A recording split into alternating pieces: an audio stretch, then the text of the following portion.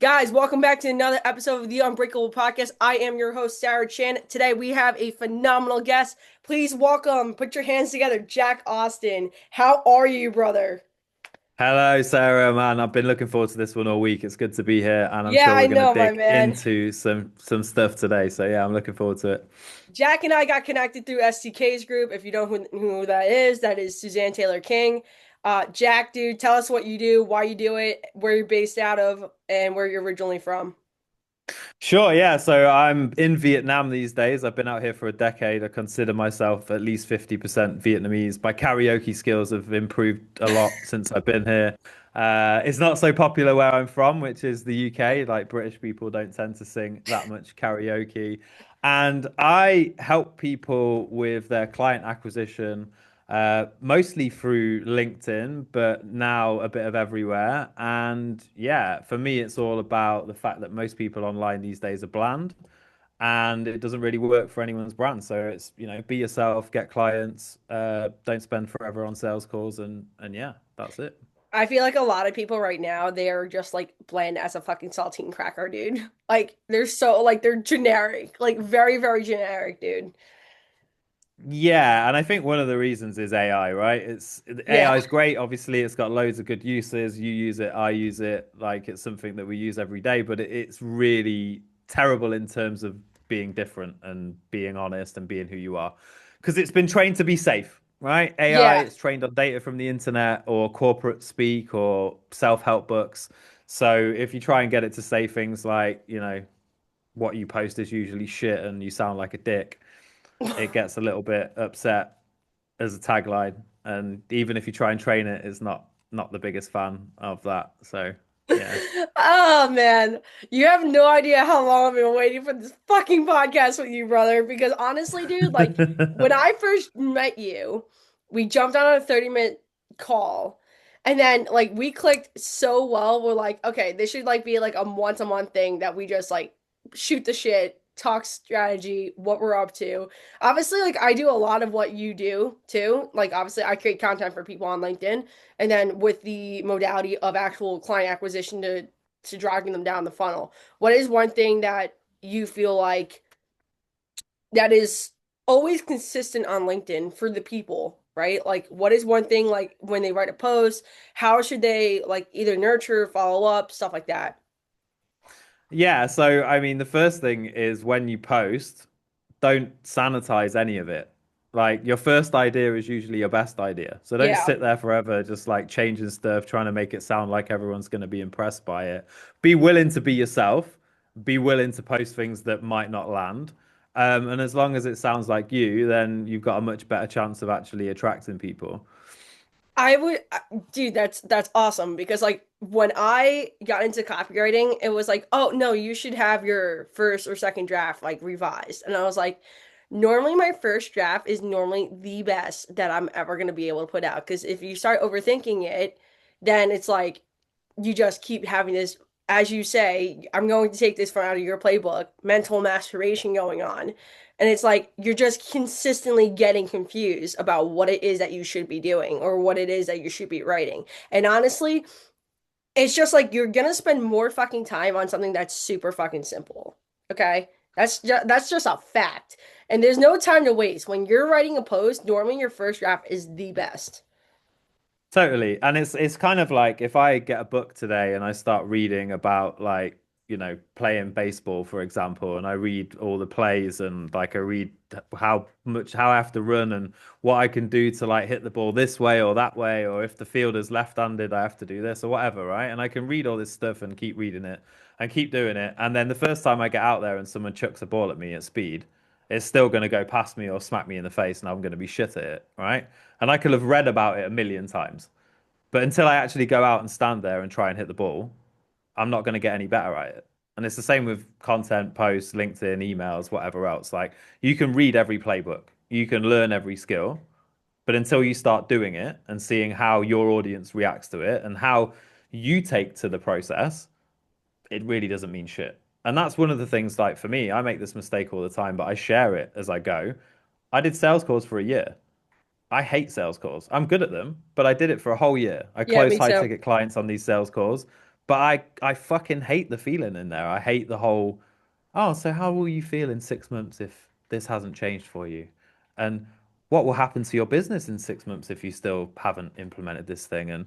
And oh, so I get three commitments from people before they buy from me. Are you the kind of person that's willing to learn and change? Are you going to implement my systems? And are you ready to be challenged? Okay, well then I think we're a fit. Can I tell you about my stuff? It's like, it just makes me feel disgusting. And that's fine. It works for some people, but it doesn't work for me. So you need to learn that feeling of like, what should I be doing? Because at the end I of the just day, ask simple fucking questions on sales calls. Like I don't ask like right. how are you gonna feel? What is this? What is that?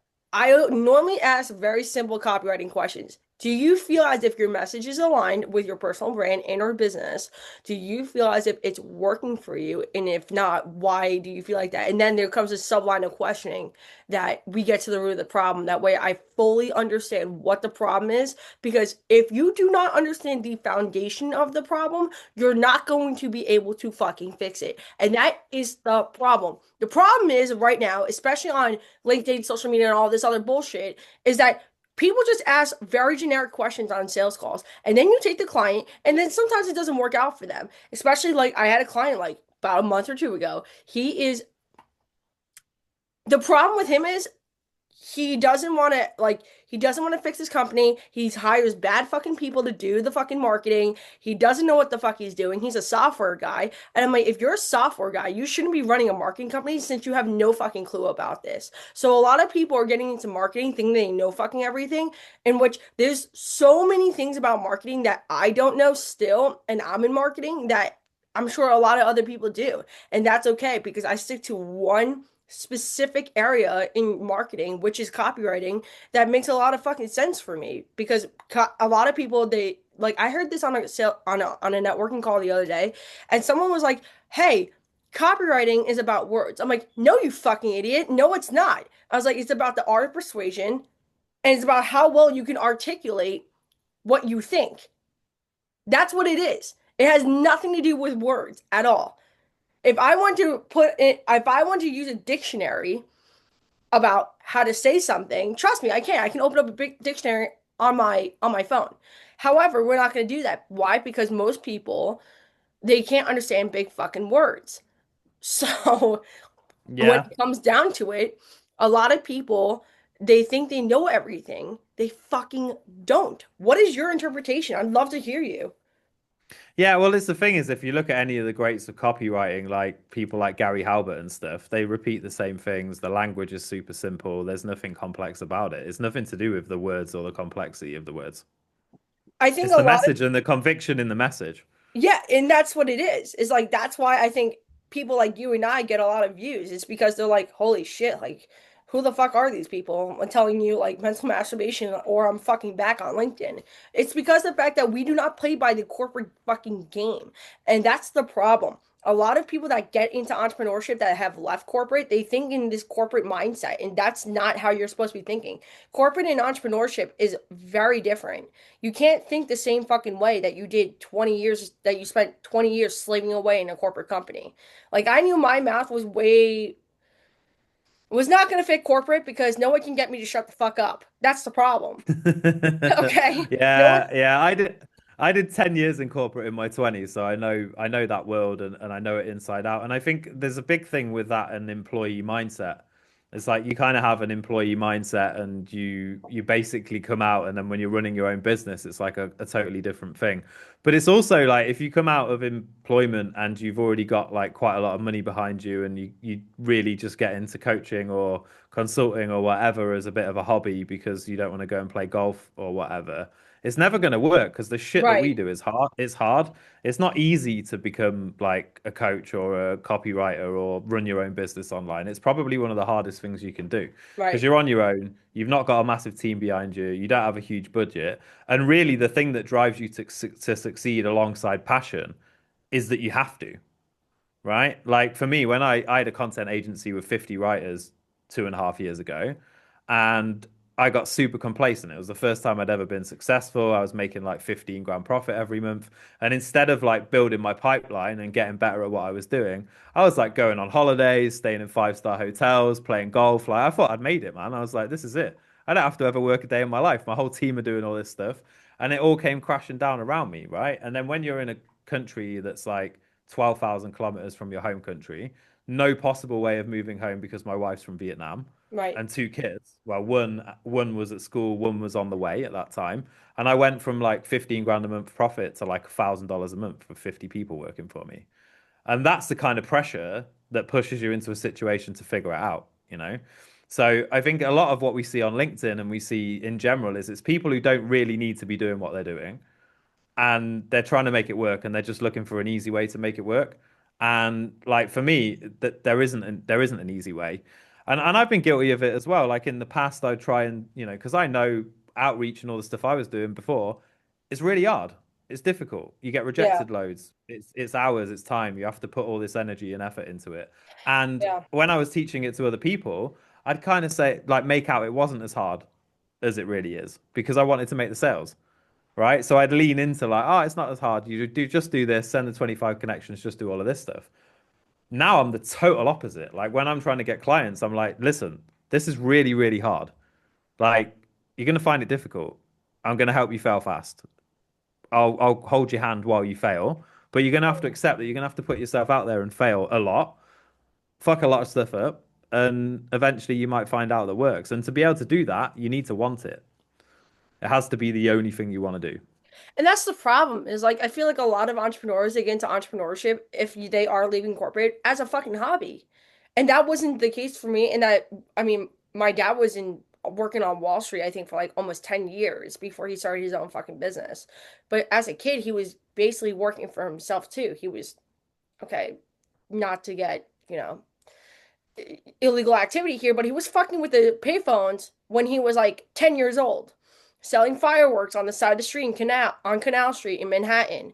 He was doing, miscellaneous sales jobs throughout his youth before he got his big break on fucking Wall Street, started making fuck you money, and then he started his own business. At the end of the day, I honestly believe entrepreneurship is born within you, not versus you create entrepreneurship. And a big part of being an entrepreneur is independent thinking. You have to be Hmm. an independent thinker. I feel like a lot of people that are entrepreneurs, they play it safe, that they have to consistently watch their language. I'm like, if I want to watch my language, I'd go be a fucking bitch for some corporate company. Yeah, it's a Right or different wrong? game, right? Yeah, it's right. And I mean, I understand that there's people that don't naturally swear and it's not how they operate, and that's fine, like if that's how they actually are, then that's fine. Whatever. What Yeah. causes what causes a problem is if like the natural version of you, the person that's at home, like making inappropriate jokes and whatever else that I do. I like to make funny jokes. I like to, that's my personality, right? I'm British, so I know 75 different ways to say dick. It's just how we are, right? We've got the vocabulary that's just insane in the Yeah, you UK. guys The got a amount of creative ways vocabulary, you British that you people. can insult people, right? Exactly. And then what I did for a long time is on LinkedIn, it would be like this version of me that's like it's not me at all, right? And there's a huge disconnect. So if you do sound like that and that is your style, fine. But what I'm trying to say is you need to find and release your style. It's not learning stuff, it's unlearning stuff. Yeah. For want of not saying too many abstract things that make no fucking sense to anybody. But you know what I mean? Why do you think corporate's got such a fucking hold on a lot of people when it comes to like let's just temporarily say that they leave corporate to go to entrepreneurship, but yet they're still taking corporate habits into entrepreneurship. Why do you think that is? I think it's almost like an institutionalization. Okay. Explain more on So that. like so like over time when it's the same with jail, right? If someone goes to jail or whatever, they get so used to that. I wake up at this time, I go in at this time, I have a meeting at this time, then I go for my lunch at this time, then I have to go and tell my boss this, then I file this Right, the report, and routine. then I go home, right? So there's this routine of it all, but also you can hide in corporate. Like if you look at any big business, I worked for Boots in the UK, so there was like 5,000 people in the head office that I worked in. Most of those people are like not working that hard all day.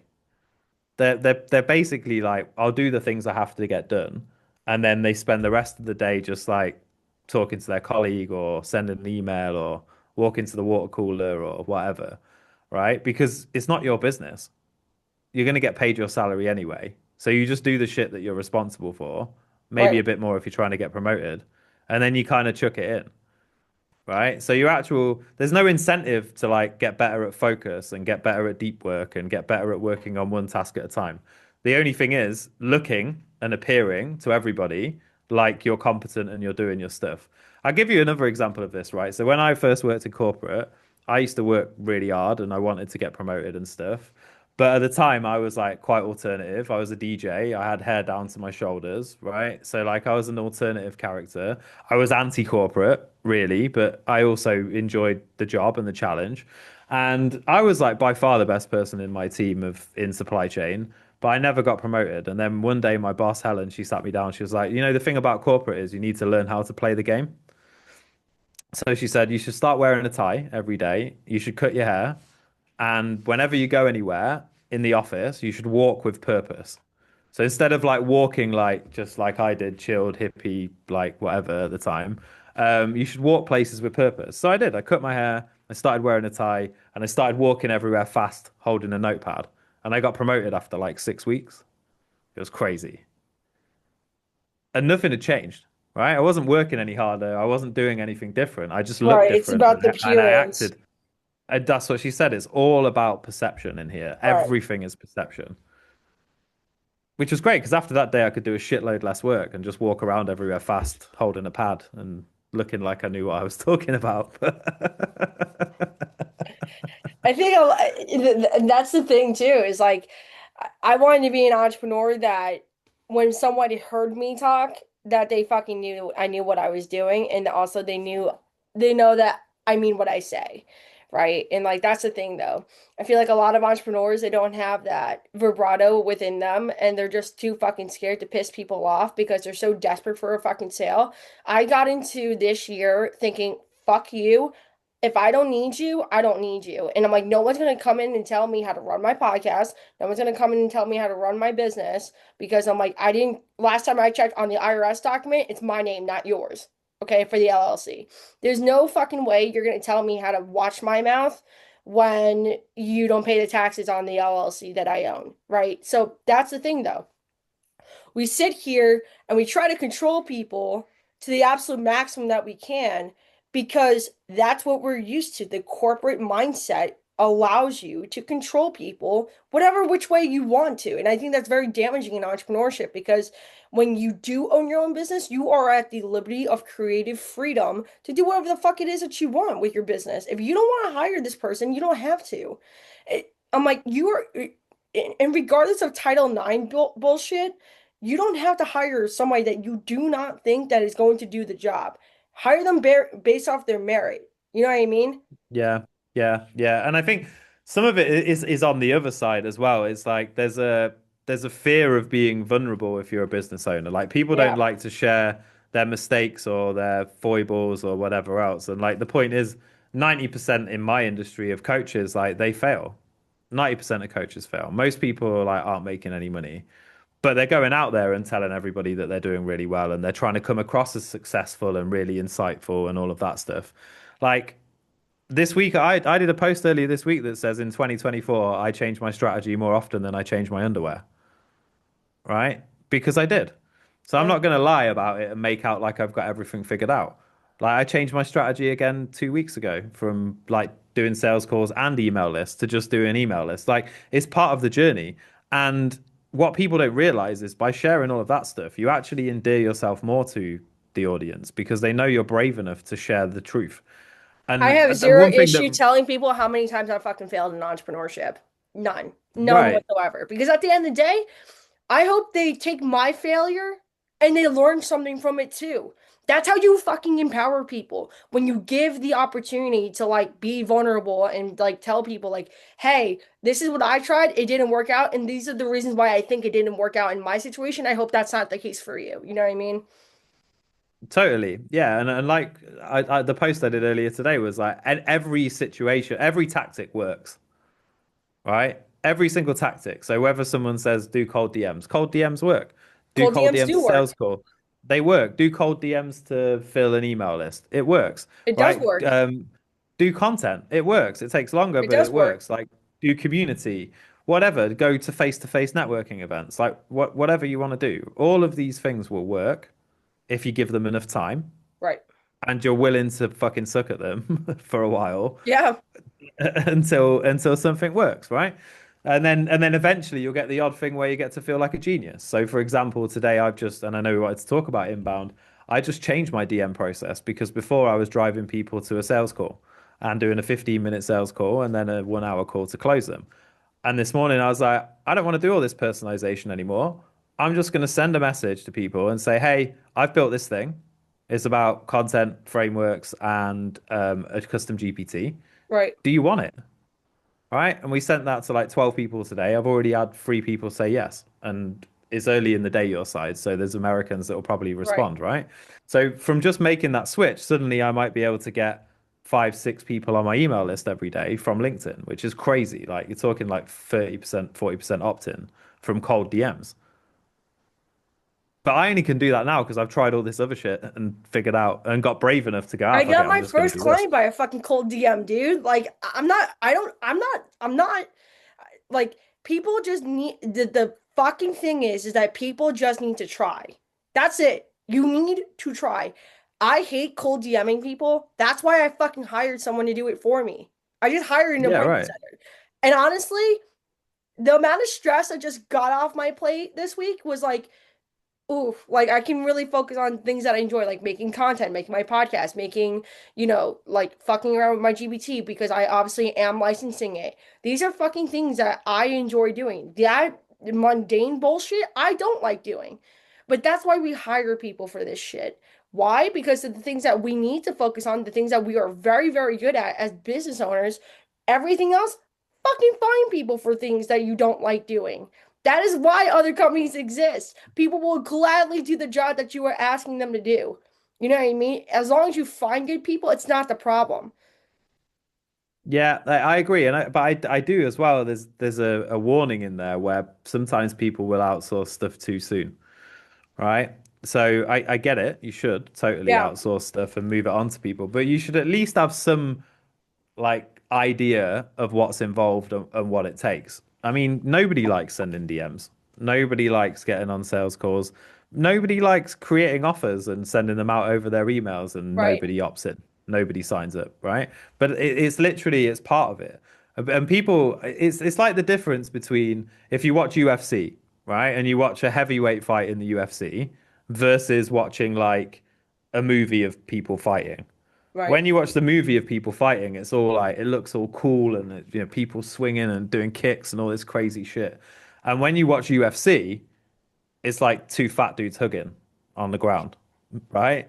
And business is really it's the two fat dudes hugging on the ground. It's Yeah, just you only see everybody's highlight reels, right? And yeah. the reality is people are launching offers all the time, like sending emails, they're bombing, like it's 95% failure. And it's also like uncertainty. There is no certainty. Like you just don't know if something's going to work or not.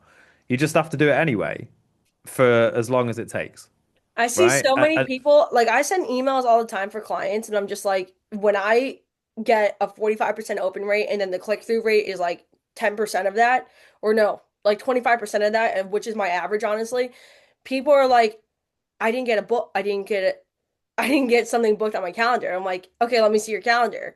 And you see fucking issues with their calendar all day long. And I'm like, you can't blame me because I did my fucking job. I'm like, these people want to talk to you, but your calendar's all fucked up. And they're like, well, you didn't tell me to do that. I was like, that's common sense. If you want sales calls on your calendar, clean up your shit. I shouldn't have to parent you.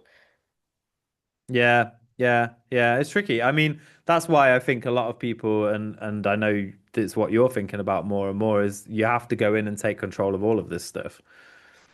And that's You the have to thing though. consult. We stick to what you're good at in entrepreneurship, whether that's cold DMing, if that's good at making content, if you're good at making sure your offer is absolutely bulletproof. That way it's marketable and people are going to buy it. Whatever it is that you're good at, you need to focus on doing that part versus like sitting there and doing tedious tasks all day. And I do agree with you. I do agree. with what you just said as far as outsourcing too early on in your business. You should not be outsourcing half the shit because if you don't know how to do something, how can you hire someone to do the exact same task you're asking to do? You see what I'm saying? That's the problem. Yeah, yeah, yeah. And I mean, I even did that with my last program where people would join and they want me to get my VAs to do all of their outreach for them. And I said, yeah, that's cool, but we go through the program first. When we get to the end of the program and you know what it's about and you've done it, then the VAs can take it over. Right. So you're there, you're But not reliant on people. I know how to DM people. I just don't like doing it. That's why I hired someone, right? In my DM framework, I took from someone else. I altered it just ever so slightly to make it my own. Does it work? Absolutely it does because I give it to clients all the time. My DM framework does work. However, there are things that I don't like doing that I will hire people for. Why? Because it just frees up my time instead of like sending 50 DMs a day, which is if you're typing them without automation, it's a long process. You have to go one by one to make sure the person who in which you are going to cold DM fits your ICP to the fucking T. And I know exactly what I'm looking for. I won't take a client with less than 3 years of experience in their field anymore. Like startups are a fucking no-go. Sorry. Like, yes, technically I'm less than 3 years, but I know what the fuck I'm talking about because I have so many testimonials that literally prove I've gotten people fucking clients. In the last, mm, you know, almost 2 years, I've generated well over 200,000 plus in revenue for clients. So it's not like I don't know what I'm talking about. I just don't want to deal with the whole struggle of like the startup and like you not knowing what you're doing and figuring out. You know what I mean? It's a yeah, personal preference thing. yeah, and I think there's an important lesson in there as well. Is one of the things that I did a lot of was just taking clients on no matter what, Yeah, right? And I get it. When you start out, you feel like you need to take clients right, on no right, matter what. Um, but then you lose the fact that really you need to be taking clients on with the idea of, is this person going to give me a 5-star review? right. You know? Like you need to look at them and go, can I actually help them? Because there's no point. If you take someone on and you can't deliver the results that you're supposed to deliver, it really doesn't work. Like to be honest, you should give people their money back, you know? If Yeah, if you promise them 100%. something and they did everything that you told them to do and they didn't get the result, then you should pay them back, right? Right. Well, that's not how people think though. Right. That's not how people think. People are like a little bit selfish when it comes to that. Like you coach them, you tell them your program, you tell them what to do next based off of your framework, but also at the same time, it needs to be altered ever so slightly to their business model and whatever it is that they're doing, right? Primarily coaches, consultants, in which we both work with. So it does need to get changed ever so slightly for debate, depending on where the client is in their business, whether it's year one or year fucking God 25, whatever the fuck it is, right?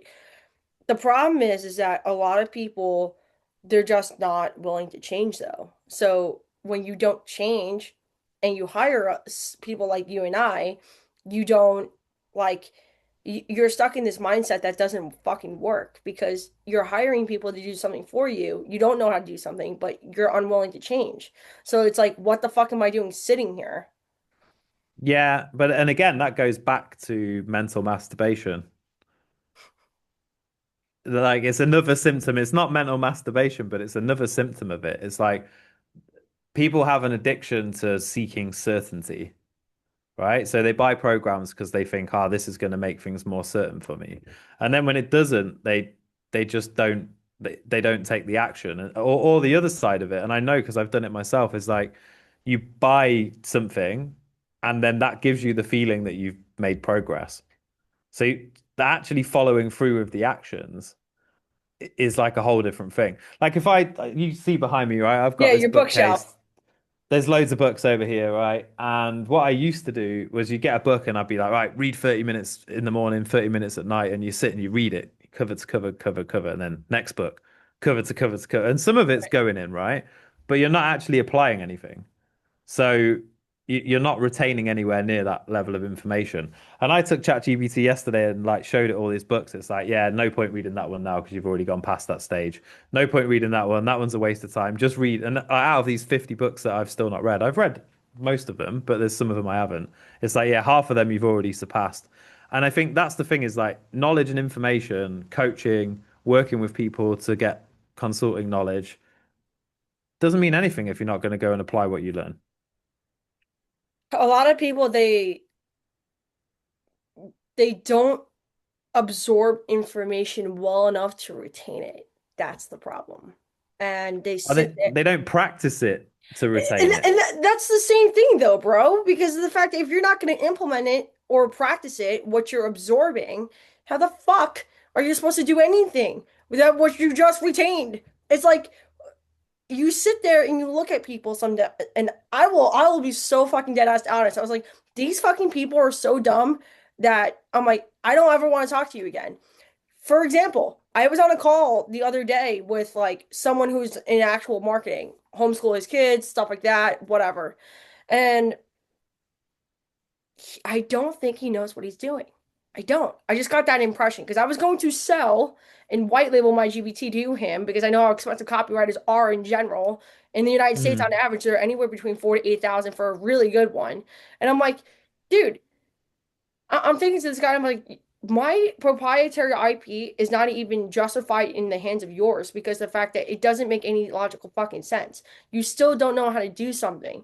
A lot of marketing, a lot of the times, they don't hire the copywriter. Why? Because they think they can write copy on their own. And I'm like, you don't even understand half of the shit that is required to be a copywriter anymore.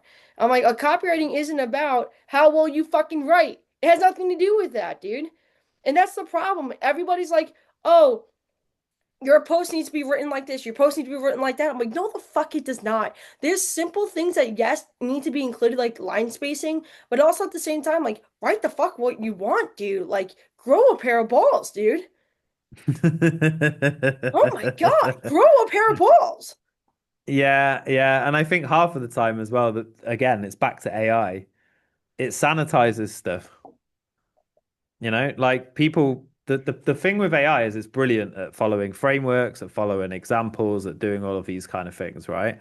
But what it does not have, and I don't think it will ever have, is taste, Mm, right? And so an example I can give of this is that when I first did my email sequence a year ago, right? And I've showed it to my coach and he looked at it, he was like, this is awesome in terms of the structure. It's perfect, right? Everything in here is perfect. The right, structure, your the way you're sequence leading them has through follow up, follow up, it, follow up. Yeah. yeah, and the way it runs through the story and whatever else, it's Yeah, yeah. perfect. Doesn't sound like you. And I was like, what? What do you mean? He's like, just doesn't sound like you. I don't get your essence when I'm reading this, Right. right? And that is in exactly that. And from that moment, I was like, okay, well, how do I do that? How do I put my essence into this? And that's a process, right? You just have to keep going through it, and you might push it a bit too far and have to bring it back in. And I think I am one of the only people that's used the words masturbation on LinkedIn. I think you're the only one Um, that I know that has. it's in there. I've never quite got to the C word. I'm not going to say that out loud. I know I probably can, but I've never said that on LinkedIn just yet. But pretty much everything else is up for grabs as far as I'm concerned. I don't really care about what people think about me anymore. Like I changed my subheading on LinkedIn to the controversial copywriter because everyone loves to either talk shit or fucking absolutely love me. Because of the fact that I'm like, obviously some people get angry at the fact that you're being a real individual. That's not my problem. That sounds like a reflection on your personality. That is absolute bullshit. So, respectfully, go find another corner to go sit in and be a little bitch boy to go cry about it. Like, don't sit at the same table that people are having some balls on LinkedIn now. Like, that's why a lot of people skip over posts is because you're not saying something or your hook isn't good enough for someone to catch like someone to notice, dude. Like that's what it is. If it doesn't sound like you, or if it's not, a resemblance of who you are, then why the fuck are you doing it in the first place? Like you sound like a fucking robot, dude. Yeah, there's a friend of mine on LinkedIn, and Hmm. he's like a massive inspiration to me in the way Okay. that he posts his content, right? Okay. He's another Awesome. British guy. He's called Mo Choice. So like I was looking at his profile the other day, and his hook was I came across your profile, like you get in the DMs, Hmm. and it said my mind, and then the image was his LinkedIn profile with spunk on it. I love that, dude. And it looks like someone's just jizzed on his profile, and it's like oh, like that's amazing. Like I'm not even there yet. That's where I want to go. This level of just I'm gonna say whatever I want.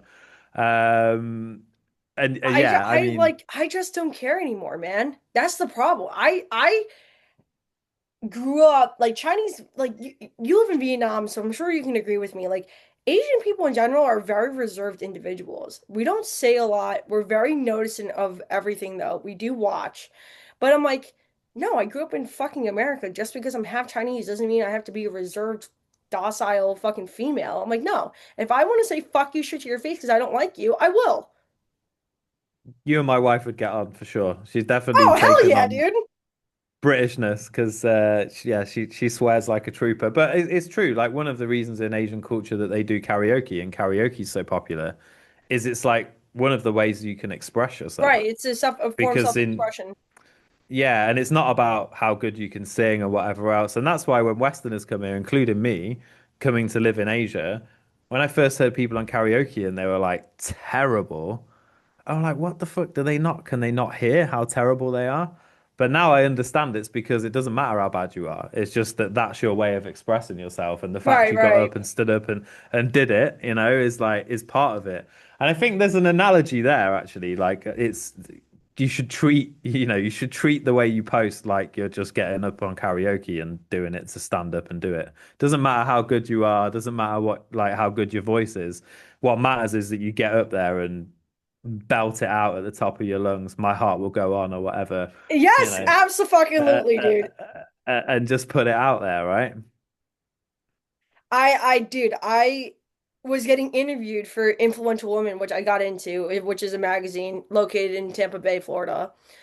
And I know a lot of other women are like getting accoladed, like getting into this magazine too. And I'm like, I remember like I got a phone call from them and they were interviewing me over the phone and they're like, well, what do you contribute to your success to? I was like, being authentically me and not giving a fuck what everyone else says about me. I That's was the like, tagline that's right there. the only thing that's going to make you successful. Because, and this is why I made this podcast. I was like, people are literally going to sit here and tell you how to do something when they've never even done it in the first place. I'm like, until you've got skin in the game and show me visible evidence and proof that you've done exactly what I want to do, you don't get a right to say shit. You just don't. Yeah, People are yeah, so afraid of getting judged or losing a fucking client. I'm like, I could lose clients all day long. You don't want to do the work that I'm telling you to do? Bye. yeah. And at the end of the day, that's what makes a more successful business. You should not bend to the will of anybody when it comes to your business. Because at the end of the day, it is your own.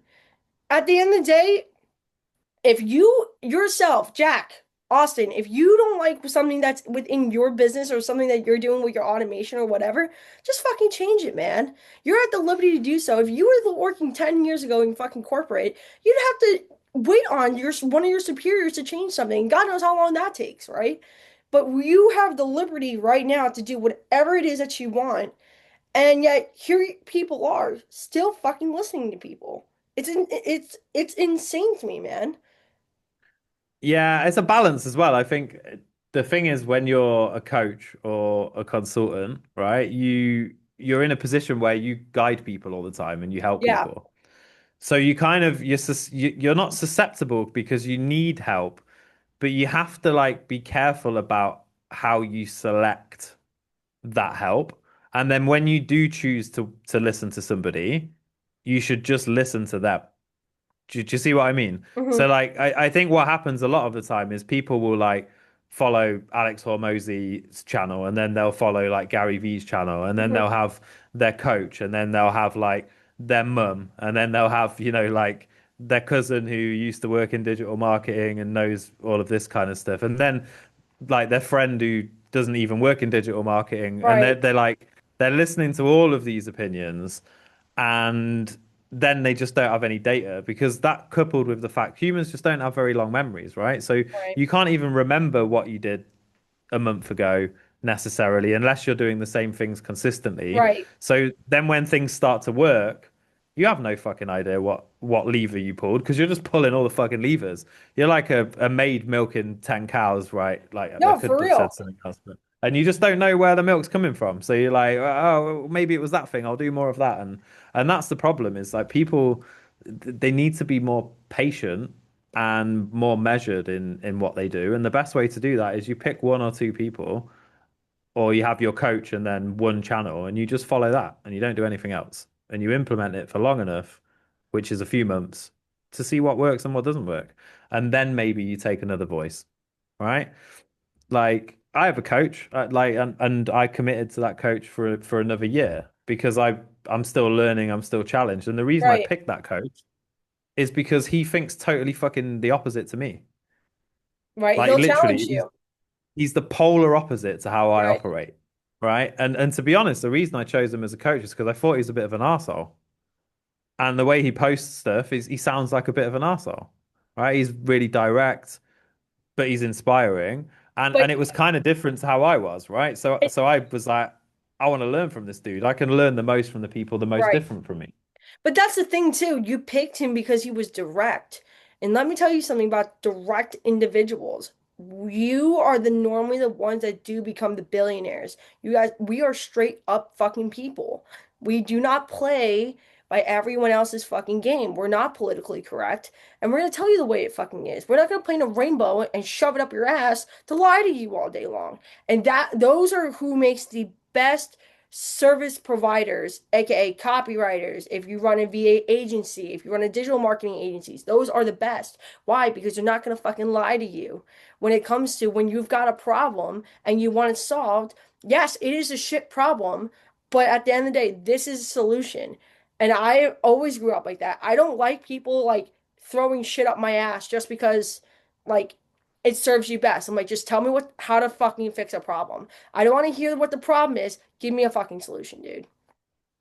Yeah, go and apply it and then see what actually comes out of the other end of it. Yeah, I totally resonate with that. And again, you're always best placed to like learn from the people that are the most different from you. I think partly because of the world we live in, social media, all of us now live in a bit of an echo chamber. Like because your algorithm shows you the content that you like. It shows you the things that you're interested in. Like so an example story of this is like everybody in our world has heard of Alex Hormozy, Yeah. right? Everybody. And if you talk to someone and they say, oh, I've never heard of Alex Hormozy, you're like, what the fuck? How have you Like, not do you heard of live him? under a rock, dude? Like, But the reality is, I think only like there's something crazy, like only 2% of the population or 1% of the population actually know who Hormozy is. Like if you go into like normal society, most people don't know who he is, yeah, because they're right? fucking And it's the robots, bro. same.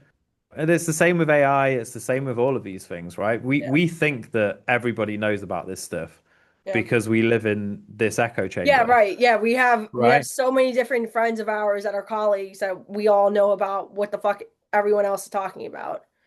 Yeah, and then how that manifests itself, not just in our industry, but anywhere else, is whenever you post stuff on Facebook or whatever, and people Yeah, get opinionated in certain areas, right. they then only see the people that think the same thing, Right. right? So everybody starts to feel like I'm only safe around people that think the exact same Right. thing that And I think, that doesn't right? challenge you. That's the problem. It doesn't challenge you to think differently.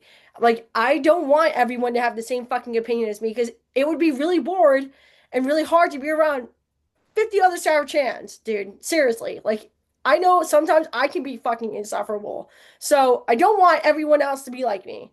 I want you to own your opinion and tell me why you think the way you do. Okay? I don't need to hear you, me, and everyone else sound like the both of us. I don't. Why? Because that's insufferable. But that's how Yeah, right. everyone thinks, though.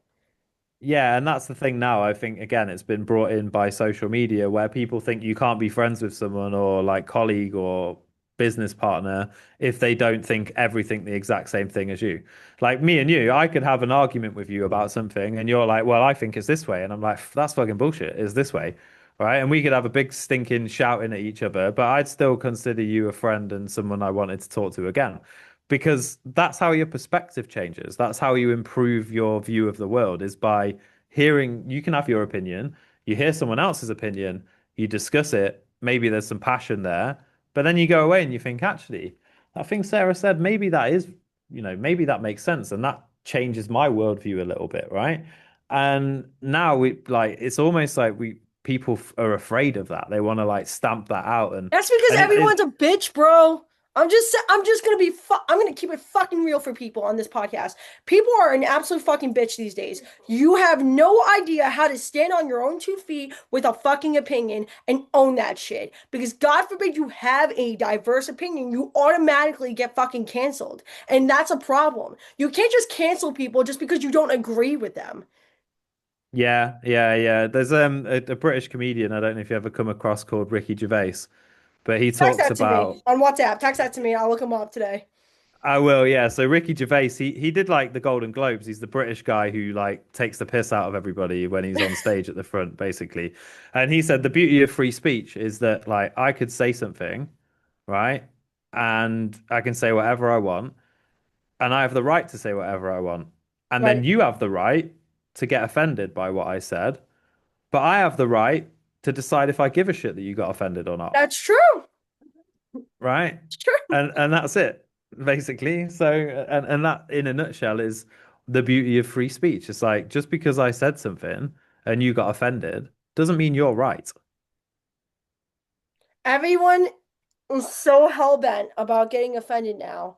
And I'm like, guys, I remember when I did a copy clinic in SDK's group and I was like sitting there and like talking to people and I'm like, when are you guys gonna wake up and realize that not everything that you post is someone's gonna like it? So might as well just start fucking now. Okay. You don't need to paint a rainbow for someone that automatically just doesn't agree with you in general. You can feel it on a Zoom call, especially on a sales call, when this person may not be the right fit for you. That's not because of the fact that they're a bad fucking person. That's just because your energies don't align. And that's okay. It's okay to be different. And that's not a bad thing. That's a great thing. Because can you imagine if there was 100 other, Jack A.M. Austins out there? That would be Although that too would be much. fucking great, I'm not gonna lie. I love you, Jack, as a friend and a colleague. But also at the same time, I'm like hearing you and 99 other British people would kind of get insufferable, dude. It would be too much. It would definitely be too much. And all of that mental masturbation would be there. It'd be a mess. The 100 You make me versions of laugh, me. man. That's terrible. Yeah, yeah. I can't think of anything worse. At least like we could all, wear wigs and have slightly different hairstyles and stuff. There's probably an AI universe somewhere where there is just me Oh on my repeat, God, bro. different versions of. Dude, you are just you're killing it on LinkedIn. Like I look forward to seeing your posts every day, honestly, on LinkedIn. I'm like, what is this asshole saying now? And then I pull it up on either my laptop or on my phone. I'm like, yo, he's always saying something that's like so fucking polarizing. I love it. It's so you, dude. Like after getting to know you, it is authentically you. You make your brand the way it is. And honestly, I would like to say that you probably have increased a lot of your sales just because of being yourself. And that's honestly what we talked about on our monthly meeting this month is like, I'm gonna let my content do the talking. I mean, I'm not gonna fucking play it safe for anyone. If that fucking bothers the shit out of you, fuck you too. I don't really care. Yeah, and even so, like I said, I'm not doing sales calls, but I do get to know you calls or coffee calls if someone's like interesting. And I got on a call the other day, and I could tell this. I was like, I usually attract weird people. It's like I'm not sure if you're weird yet or not, but you probably are because otherwise we wouldn't be having this conversation. I don't And know, just by man. being that open and honest with somebody, they're like straight away that you can see them vibing off it. You drop the odd swear that I normally would, not deliberately, but just in calls, like I'd say the odd thing, and you notice that they get the freedom to do that because that's how we Let's talk, take right? the pressure off of a fucking conversation. And that's what I Hmm. wanted to do with my own podcast. I'm like, I don't want people to sit here and be like, I'm formally interviewing you. I'm like, no, I'm like, this is a conversation that hopefully someone's gonna take something from this today and be able to learn from it. How about be your fucking self and do what it is to make your business authentically you? And if someone doesn't agree with it, that's great. They can go to somebody else and go buy something else. Maybe it's going to work for them. Maybe it's not. But who knows that, right? So, like, we sit here trying to appease everyone else, except we're the ones that normally walk on eggshells for everyone else. And that's not the case. We wouldn't be entrepreneurs if we want to walk on eggshells for everyone else. Totally agree. Yeah, yeah, amen to that. Like, I think that's how the world becomes a better place, you know. And I think like over the next year, we're going to get more. There's going to be more people coming into the coaching world. There's going to be more people coming into the consulting world.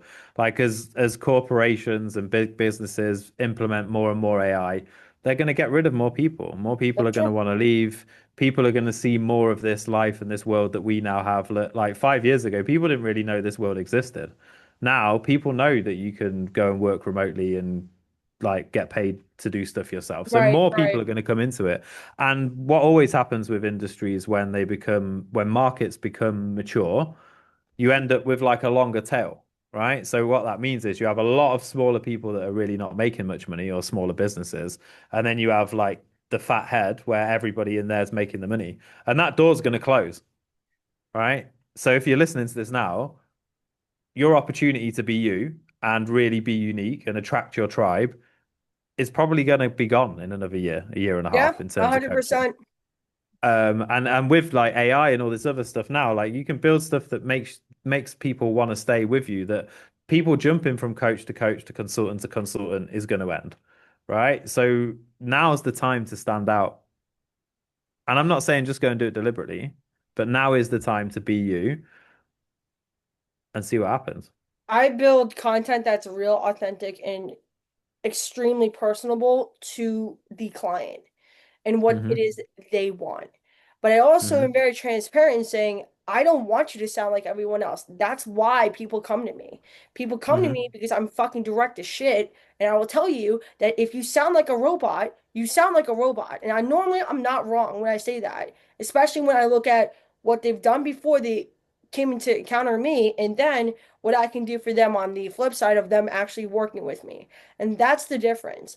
You have to be able to have the tenacity to be able to be different, and that's okay. If you want to be like everyone else, pick a desk and pick a cubicle at a corporate company. I'm sure you'll fit in just fine there. Okay. Entrepreneurship is a game about how to be different because there you let me tell you something. This is gonna piss somebody off today that you're not the only one that is almost doing exactly what me and Jack are doing. We create content for LinkedIn with organic inbound like client acquisition systems. We build that for people. But if you don't learn how to separate yourself from either, say, for example, myself or Jack, you are going to have a fucking problem because you'll never survive. We've got skin in the game. People know who we are. You're just coming onto the scene trying to be like everyone else. Like, we have more of an experience. What makes you think that they're not going to come to us first? We have years of experience under our belt. That's the thing. People are going to think about it like, oh, I need to be like everyone else when I come onto the scene. Like, no, you don't. No, you don't. Because guess what? People naturally look at experience. That's probably the first thing that they look at. People are going to say, okay, Jack and Sarah have combined 10, 15 years of experience together. Okay, so why not go with them versus go with you when you just got here? They know stuff Yeah. that pretty much you don't. So people are naturally going to go with the people that are experienced and people that they've seen time and time again because we've built out our content systems as well. Yeah, and that's with the greatest respect when you see someone come on the scene and they're like an 18-year-old life coach. You're like, bro, come on. What the fuck? Get the fuck out of here. I don't even feel old enough to be a life coach. I I mean, don't maybe feel just old enough to about. be a life coach yet. I have a lot of life experience, but do I think that I'd be a great coach for someone? I just give generalized experience like advice like that I've built. Like I have a mentee right now teaching her all of my systems and being able to, mentor her and help her with the client acquisition system. That's a privilege that I get to do that because I've learned almost throughout 2 years of what not to fucking do. Mm, I only wish I had someone like me being able to teach this absolutely for free. And I'm like, I don't feel like she's competition because she doesn't do every single avenue of copy that I do. She only focuses on email and SMS. And that's okay because I made sure that I'm like, you don't have to be like me. You can be yourself and focus on what you want to focus on and figure out who's going to be the best client for you. I'm like, this is not about competition. This is about knowing what you want. And you can't do if anybody says you do everything, you're fucking lying through your teeth. You are. You don't do everything. That's why like a lot of companies, when I see a lot of digital marketing SMMAs, like I do graphic design and all this other bullshit. I'm like, I think you're automatically lying. And a lot of people don't want to Yeah. hire everyone. Yeah, I mean, a lot of it's built on white label as well. They just get loads of white label partners and then kind of take a cut off the top of it and all of I, that kind of stuff. dude, I don't take any white level partners at all Yeah, because it's yeah. I mean, exhausting. it's yeah, and back to what you said, like I have numerous contacts and connections that are similar to you that do the same sort of thing as I Yeah. do. Because there is unlimited success out there if you do things the right way, and you can learn a lot from other people. Like I think in some ways I get suspicious when people are competition and they're not willing to sit down and have a coffee and a chat because it kind of makes me think like nothing we do is rocket science. No, Do you know what I mean? There's nothing that's a like five-year-old can figure out what we do. I've not got some like secret like thing that I can't show Sarah because Right. she won't know what it is. It's like this is my magic like little thing that I'm gonna like. Oh, I can't show you this. So it's my only I figured this out, right? Right. It's bullshit because at the end of the day, yes, there are strategies and systems, but they're all just doing the basics over and over again. It's like if you look at anyone that's like a top level athlete or a top level anything, what they do is they train the basics over and over and over and over again, more than anyone else. They don't, it's not like you go and watch Magic Johnson or whatever practicing basketball and he's like doing all these crazy things and mad stuff. He's just literally like shooting hoops from Yeah, different it's positions or it's whatever. the repetition for him. I remember that, like I think it was Michael Jordan or LeBron talking about how many fucking hours they would shoot balls to the basket literally just from the three-point line over and over and over until it becomes so perfect that no one can fuck it up except them. Like, you know Yeah. what I mean? You're going to Yeah. have to do it over and over and over and over to get it absolutely perfect. To Yeah. a degree, I don't even think my system is absolutely perfect yet. I think there's 90% of it is, and there's always 10% of it that may not ever be perfect because times change and you have to be hmm able to adapt. Yeah, I totally agree. And I think that's the thing is like learning to be comfortable in the boredom Right. is really, really important. Yeah. It's Yeah. like that when stuff starts to get boring, it's like, okay, this is it now. This is where we're at. In slow Re- moments, you should be planning and executing. Slow Yeah, moments. yeah. And for me, it's resisting the temptation to just like chuck something in just to see what happens. Like, oh, this is working really well and it's super Yeah. boring. I'm just gonna jam this stick in the spoke and see what happens. Jack, this has been phenomenal today. One last question, brother, for you. I ask every single Sure. guest this. What does unbreakable mean to you? So to me, unbreakable is the ability to rebuild yourself no matter what happens and whatever comes along. And it resonates with me because I've reinvented myself multiple times in my life and not just my hairstyle. And I'm out of options now. I can't do a new one of those. Buddy, So you yeah. look great. You're always looking phenomenal, my friend. Jack, thank you so much for your time. Really appreciate it. Thanks for coming on as a guest, and I hope to have you back soon. I'll definitely be back. Thank you, Sarah. Appreciate Thank you, it. brother.